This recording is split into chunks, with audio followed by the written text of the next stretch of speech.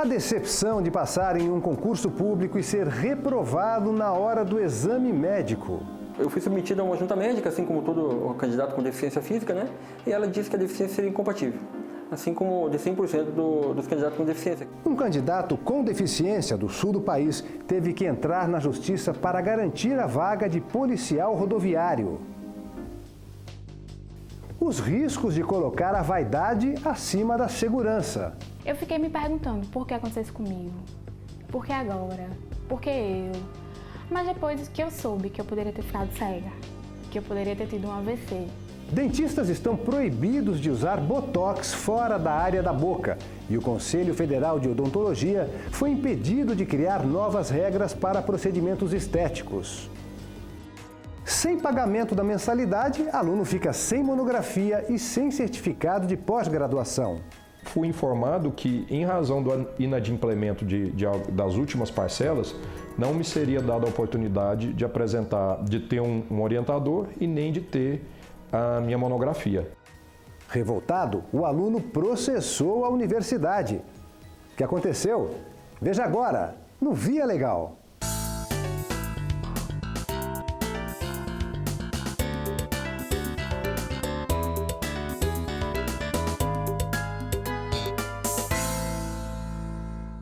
Desemprego e inadimplência. Com esses dois fatores econômicos, não está fácil conseguir empréstimo no mercado financeiro. A saída para algumas pessoas tem sido penhorar joias. A Caixa Econômica é o único banco que faz esse tipo de operação no país. Mas é preciso cuidado. Tem gente questionando as condições e reclamando da avaliação das joias que o banco faz para quem recorre ao penhor. Veja na reportagem de Letícia Lagoa.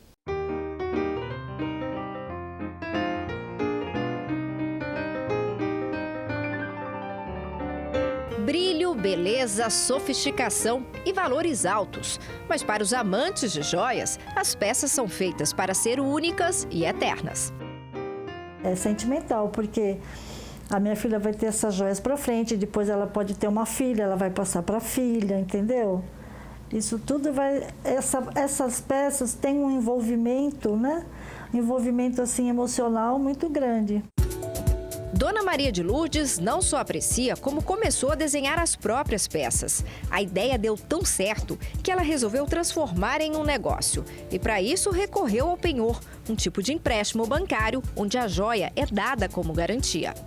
Fazer esses penhores, mas para poder ter o dinheiro, para poder produzir outras coisas. Porque eu ia sempre tirando, colocando, trocando, para não ficar com ela. Lógico que eu precisava do dinheiro para poder fazer essas coisas, senão como que eu ia fazer?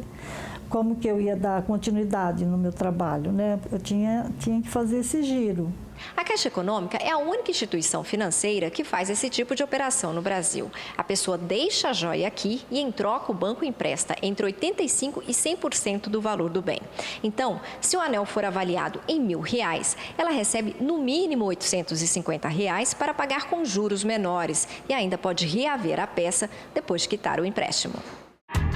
Mas o lugar que deveria ser o mais seguro para se guardar um objeto valioso não está livre de assaltos.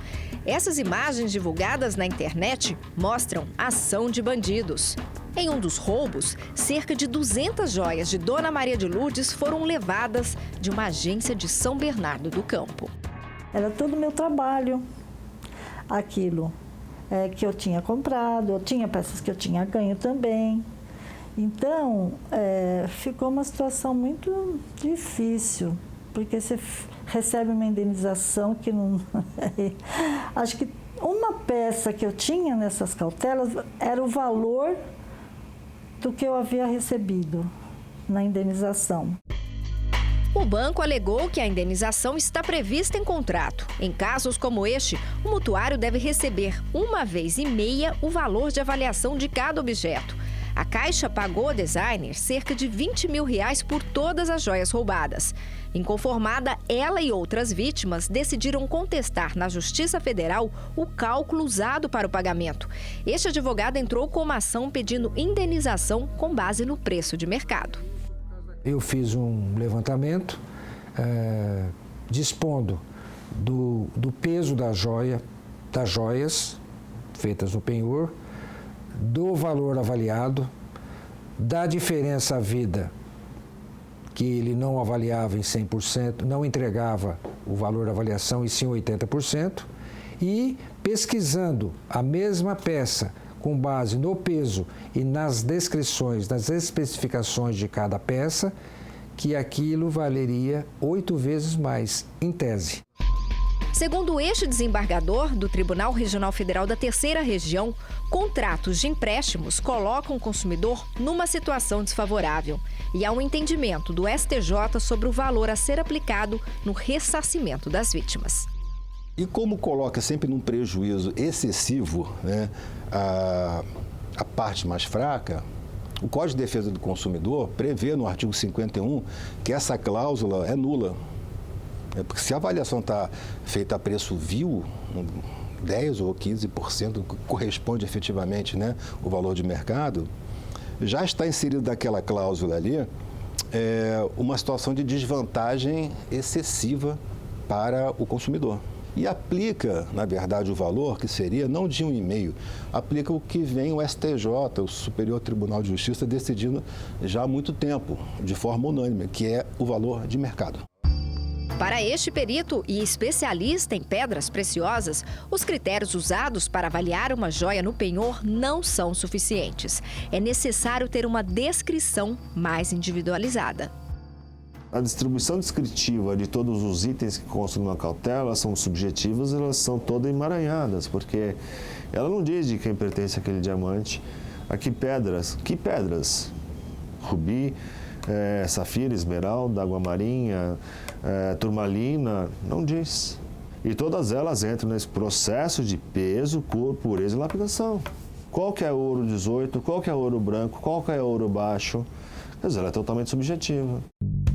A Caixa informou que já indenizou mais de 70% dos clientes em ações judiciais. Mas consumidores têm procurado o PROCON para reclamar da falha na segurança do serviço prestado.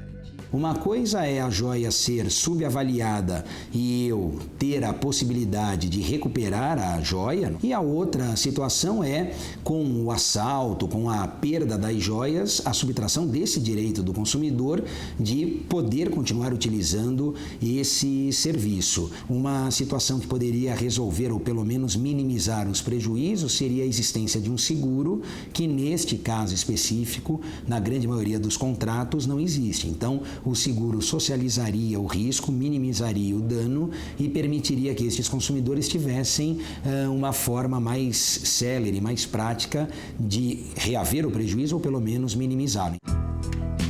O caso da designer de São Bernardo do Campo foi resolvido.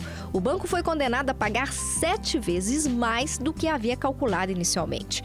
Mas ela espera não passar mais por isso. A gente fica órfão, parece. Aí você começa a lembrar das peças, né? E começa a pensar no que você perdeu, que estava lá, que era tanta... E assim, do dia para a noite você ficou sem nada. Ainda mais eu que tinha mais de 200 peças lá.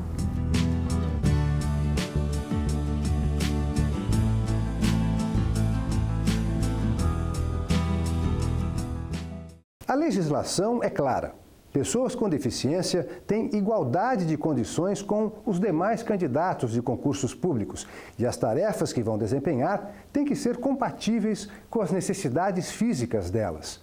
No sul do país, um policial passou por um processo seletivo, mas na hora do exame médico foi reprovado. A alegação? A deficiência dele estaria acima do previsto pelo edital. Sidney começou a trabalhar cedo, ainda adolescente. Meus pais trabalhavam na agricultura, então eu trabalhava com eles até os 14 anos, né? Onde decidimos tentar a vida na cidade grande, né? E após isso eu estava trabalhando desde os 15 anos em uma madeireira, né? Mas um acidente mudou sua rotina de trabalho. Eu acabei acidentando minha mão numa máquina chamada plana múltipla, né? E fiz um tratamento de 3 anos.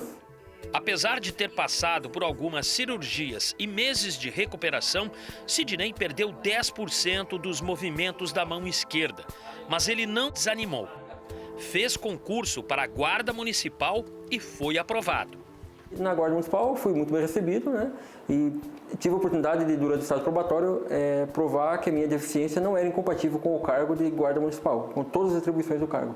Nesta época, ele fez faculdade de Direito, casou e passou em outro concurso, dessa vez da Polícia Rodoviária Federal.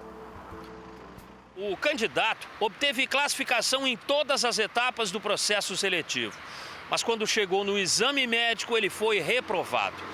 O laudo feito na época apontou que a deficiência dele estaria acima do que estava previsto pelo edital do concurso. Eu fui submetido a uma junta médica, assim como todo candidato com deficiência física, né? E ela disse que a deficiência seria incompatível, assim como de 100% dos candidatos com deficiência. Para não ser eliminado, Sidney entrou com uma ação na justiça. A ideia de isonomia que está por trás desse acesso diferenciado no concurso é realmente demonstrar que portadores de necessidades especiais têm condição de exercer adequadamente funções públicas. O que se precisa apenas é analisar cada caso individualmente para verificar se aquela necessidade é compatível com a função. Quando estava prestes a ingressar na Polícia Rodoviária Federal, houve uma reviravolta. Uma sentença considerou legal o exame médico, que desclassificou Sidney e confirmou que a deficiência dele era incompatível. A legislação em nenhum momento restringiu o acesso do Sidney. Ela apenas resguarda-se no sentido de exigir as condições mínimas para que o cargo possa ser bem executado. Estamos falando de um cargo de policial rodoviário federal, que tem uma série de atribuições relevantes, e então a sua deficiência ela teria que ser compatível com a natureza da função que ele iria exercer. Sidney apelou ao Tribunal Regional Federal da 4ª Região.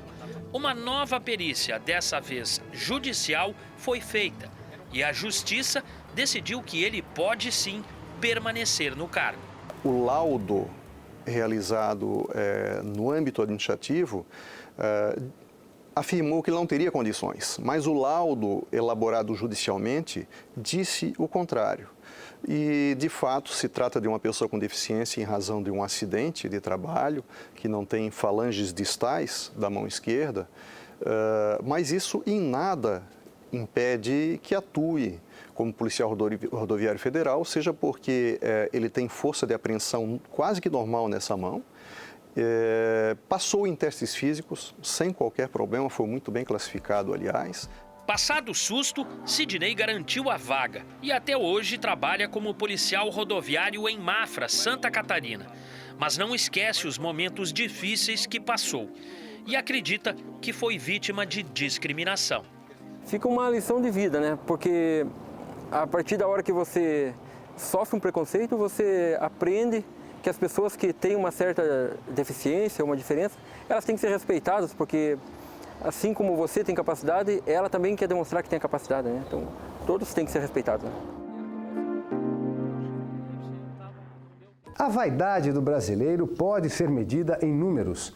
A procura por procedimentos estéticos no país cresceu quase 400% em 2 anos, de acordo com a Sociedade Brasileira de Cirurgia Plástica. De olho nesse público, vários tipos de profissionais passaram a aplicar botox e a fazer preenchimento facial. Até dentistas entraram nesse mercado. Agora, o Conselho Federal de Odontologia foi impedido de criar novas regras para autorizar esses profissionais a fazer procedimentos estéticos. Eu fiquei me perguntando por que aconteceu isso comigo, por que agora, por que eu. Mas depois que eu soube que eu poderia ter ficado cega, que eu poderia ter tido um AVC, que poderia ter acontecido 1000 coisas comigo, eu já me senti muito abençoada por não ter tido um problema maior. A jornalista Priscila Aguiar se recupera de uma necrose no nariz. Ela se submeteu a uma rinomodelação, que é um preenchimento nasal feito com ácido hialurônico. Mas o resultado não saiu como esperado. A substância atingiu uma artéria do rosto, impedindo a circulação sanguínea na região. O procedimento foi feito por uma biomédica. Dei um Google e pesquisei se biomédico podia fazer, aí vi publicações dizendo que podia. Foi muito rápido, assim. Vi que dentista podia, vi que biomédico podia nas publicações que eu achei na internet. Priscila é colunista de turismo e estava prestes a fazer uma longa viagem à Europa. Queria ficar mais bonita, realizar um sonho. Priscila, qual o resultado que você gostaria de atingir no nariz quando você fez esse procedimento? Era simples, eu queria só levantar a ponta do nariz e fazer um volume aqui no meio, que o meu nariz é bem pequenininho. Exatamente por conta da viagem na Grécia, que era um sonho, um lugar que eu ia conhecer pela primeira vez, eu queria ficar mais bonita. E não é só Priscila. Segundo a Sociedade Brasileira de Cirurgia Plástica, a procura por procedimentos estéticos não cirúrgicos aumentou em 390%. Isso em apenas 2 anos. E para fazer o que os pacientes desejam, as substâncias mais usadas são botox e ácido hialurônico, produtos que corrigem temporariamente rugas de expressão e contornos do rosto. Hoje, no Brasil, apenas os médicos dermatologistas e cirurgiões plásticos são autorizados a aplicar essas substâncias com fins estéticos. Mas profissionais de outras áreas da saúde já pediram liberação para trabalhar com esses produtos. Foi o caso dos biomédicos, enfermeiros, farmacêuticos e, recentemente, os cirurgiões dentistas. Em setembro de 2016, o Conselho Federal de Odontologia baixou a Resolução 176, que autoriza o cirurgião dentista a utilizar o botox e preenchedores faciais para fins terapêuticos. Mas o documento libera ainda a aplicação dessas substâncias para fins estéticos, incluindo procedimentos na testa, o que ultrapassa o limite de atuação da odontologia. Antes da resolução, o botox era utilizado no tratamento da salivação excessiva, enxaquecas e nas situações de enrijecimento da musculatura do rosto. Você atua sobre a musculatura, principalmente nas situações que estão associadas a uma contratura mais intensa, a uma hiperatividade muscular e isso pode ter associação às dores orofaciais, às disfunções temporomandibulares ou às situações de bruxismo. Quando a gente fala no contexto da harmonização facial, é que, por exemplo, se eu vou corrigir o sorriso gengival e eu faço a aplicação da toxina botulínica no lábio, pode ser que no contexto da harmonização da face como um todo seja necessário também atuar, por exemplo, no queixo, né? Atuar, por exemplo, na testa, para no contexto eu ter aquela droga utilizada ao mesmo tempo e os efeitos dela serem os mesmos durante todo o tratamento. Sem concordar com a aplicação do botox e de preenchedores faciais para fins estéticos por cirurgiões dentistas, os médicos entraram com uma ação na Justiça Federal do Rio Grande do Norte para suspender a Resolução 176, que trata do assunto. Acho que os odontólogos já tinham nas resoluções anteriores muito bem estabelecido que eles poderiam usar esse tipo de tratamento, mas para fins terapêuticos funcionais, na área anatômica onde ele tem a prerrogativa de atuar. Mas eu acho que procedimento estético, ele precede um diagnóstico clínico, uma avaliação do paciente para que o prognóstico seja adequado. O caso foi julgado em primeira instância e a decisão foi favorável aos médicos. Houve recurso ao Tribunal Regional Federal da 5ª Região, mas o posicionamento foi o mesmo. A Justiça decidiu que os dentistas não podem usar essas substâncias em qualquer situação. A profissão de dentista talvez é aquela que seja mais clara. Qual é a linha distintiva da sua atuação? O dentista, ele tem que atuar na boca, nos dentes, no maxilar. A sua atuação é ali. Se é ali, ele pode fazer uso de botox. Mesmo que seja com fins estéticos, desde que ligados a algo que diga respeito ao aparelho mastigador. Mas permitir que o dentista se utilize do botox com fins exclusivamente estéticos, divorciados da sua função própria, sem ter nenhuma vinculação com a sua atividade, eu penso que não é possível. Uma restrição que garante a segurança do procedimento. Maria do Rosário faz aplicação de botox e de ácido hialurônico no rosto há cerca de 10 anos. Gosta bastante do resultado, mas só tem coragem de fazer com dermatologistas. Eu acredito que o dermatologista seja o médico especialista que estudou sua vida profissional, certo, para a estética facial. Certo? Então, eu acho que é assim, muito inadvertido outros tipos de profissionais estar fazendo esse procedimento sem um estudo, sem um conhecimento profundo do que está fazendo. Ela sabe que, apesar da aplicação do botox e de preenchedores faciais ser aparentemente simples, ainda assim é um procedimento arriscado. Absolutamente nenhum procedimento invasivo ele é isento de complicações. Então, o profissional médico ele tem que saber, e o bom profissional preparado ele sabe manejar todas as complicações que podem advir desses procedimentos. Não só a pessoa pode ter complicações, mas não atingir o efeito principal, que é o objetivo dela, que é de ficar melhor, de ficar mais bonita. O Conselho Federal de Odontologia informou que vai recorrer e acredita que, apesar dessa decisão, a polêmica é mais uma disputa por mercado. É muito mais uma briga de mercado do que efetivamente uma questão de competência. Por quê? Médicos competentes existem, assim como também existem dentistas competentes. Eu penso que quanto ao dentista há uma clareza que talvez não exista em outros setores, mas em princípio o meu entendimento é de que é ato médico e deve ser privativo de médico mesmo. Longe da disputa na justiça, Priscila, que se recupera do procedimento mal executado, torce para que outras pessoas não sofram como ela. Pense 2, 3, 5, 10 mil vezes, assim, antes de fazer alguma coisa no seu corpo. E escolha o melhor profissional, uma pessoa indicada, que você conhece o trabalho, que seja referência, porque é a sua saúde. E se você não estiver saudável, você não vai poder viajar, você não vai poder trabalhar, você não vai poder fazer nada.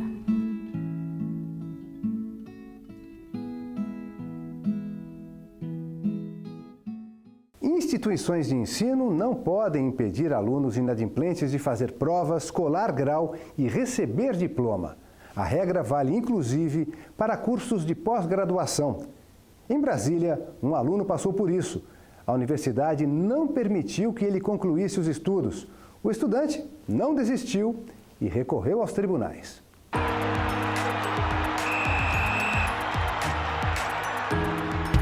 Chegar aos 45 minutos do segundo tempo e não fazer gol, nenhum jogador quer, né?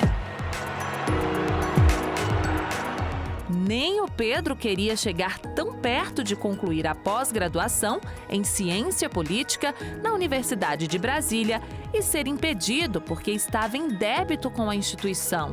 É que, apesar de a universidade ser pública, ela cobra pelo curso de especialização.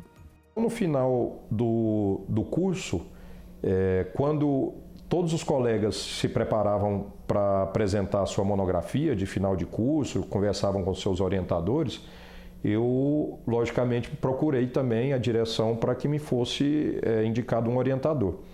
No que fui informado que, em razão do inadimplemento das últimas parcelas, não me seria dada a oportunidade de ter um orientador e nem de ter a minha monografia. Pedro ficou 8 meses sem pagar a mensalidade, porque estava passando por dificuldades financeiras. Ele tentou resolver a situação com a universidade, sem sucesso. Aí, decidiu recorrer à justiça. Eu procurei administrativamente a UNB, o IPOL, o Instituto de Ciência Política, e propus a eles um acordo para que eu pudesse pagar, mas em contrapartida eu queria ter o direito de apresentar minha monografia, como todos os outros colegas. Isso me foi negado mais uma vez. Então, eu não me vi com outra possibilidade, a não ser bater as portas do judiciário para me ver garantido esse direito, que eu me senti injustiçado. Em primeira instância, o pedido de Pedro para apresentar a monografia e concluir o curso foi negado. A juíza entendeu que, por se tratar de um curso de pós-graduação, não existiam leis que obrigassem a instituição a aceitar a proposta do aluno. Inconformado, Pedro recorreu ao Tribunal Regional Federal da Primeira Região, aqui em Brasília.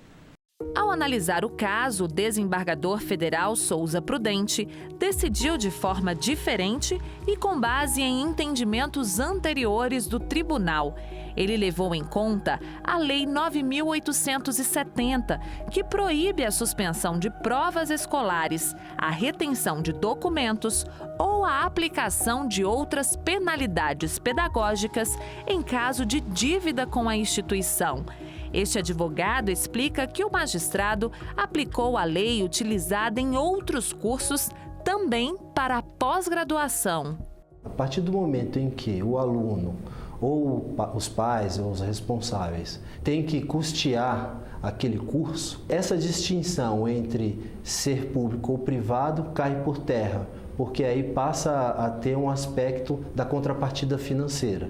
E aí, nesse caso, todas as instituições, sejam elas da iniciativa pública ou privada, têm que observar o que determina a lei, o dever de entregar, de concluir o curso, né, sem causar nenhum tipo de retaliação contra o aluno que se encontra na situação de inadimplência. Com a decisão, Pedro terá o prazo de 8 meses para apresentar a monografia e poderá pagar o débito existente sem juros e multa em 8 parcelas.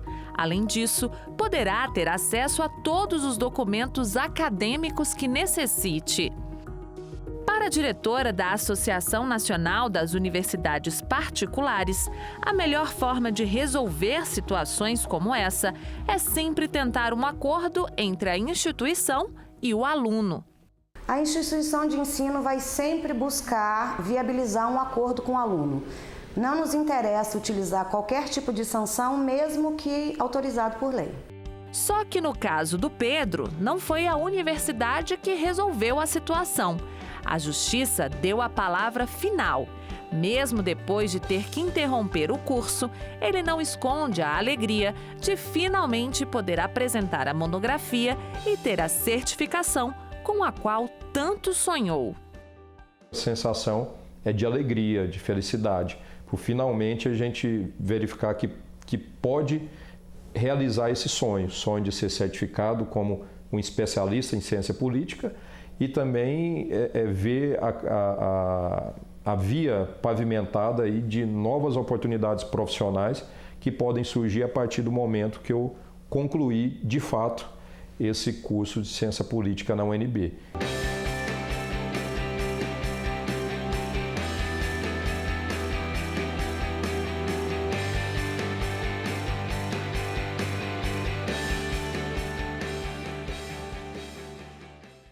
A universidade informou em nota que ainda não foi intimada formalmente e que depois disso vai analisar as possibilidades de recurso. É isso, o Via Legal fica por aqui. A gente volta na semana que vem com outras decisões da Justiça Federal. Gostou de uma matéria? Quer ver de novo? Mostrar para um amigo? Acesse as nossas redes sociais.